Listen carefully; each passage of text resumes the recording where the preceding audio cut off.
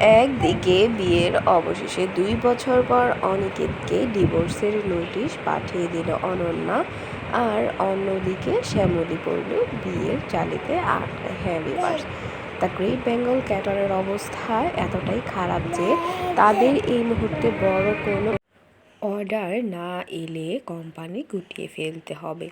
এদিকে রোহিণীও আবার মন্দারকে ফিরিয়ে আনতে এমনকি তার একটা খোঁজ পেতেও ব্যর্থ। কলেজে একেবারে ভেঙে পড়ে এবং স্মরণ করে সেই শ্যামলীকেই। কিন্তু অনিকেত আবার শ্যামলীর নামটা শুনতেও চায় না। কিন্তু রোহিণী আবার শ্যামলীকে ছাড়া কিছু বলতে চায় না। সে অনেক বোঝানোর চেষ্টা করে যে তার এবং অনন্যার ভালোর জন্যই শ্যামলী চলে গিয়েছে।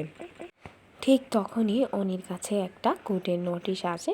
নোটিশটা খুলেই অনি বুঝতে পারে যে অনন্যা তাকে অবশেষে ডিভোর্সের নোটিশ পাঠিয়ে দিয়েছে, তাও ২ বছর পর। এদিকে শ্যামলীর স্বাধীন শুকতারা ব্যবসার এমন ঘেরাকলে পড়েছে যে ওই চন্দ্রাশিস রায়ের সাহায্য ছাড়া বাঁচানো মুশকিল। তার উপর চন্দ্রাশিস রায় বাড়িতে গিয়ে শ্যামলীকে ধমকির সাথে সাথে একটা অফারও দিয়েছে।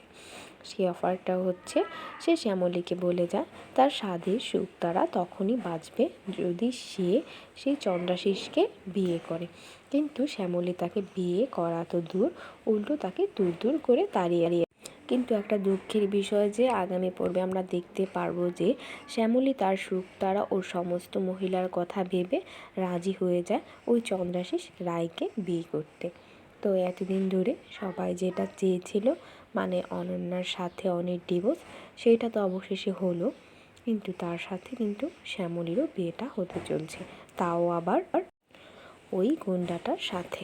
কি মনে হচ্ছে তাহলে কি এবার সত্যি সত্যি অনি আর অনন্যার মতো শ্যামলী ও চন্দ্রাশিসের বিয়েটাও হয়ে যাবে?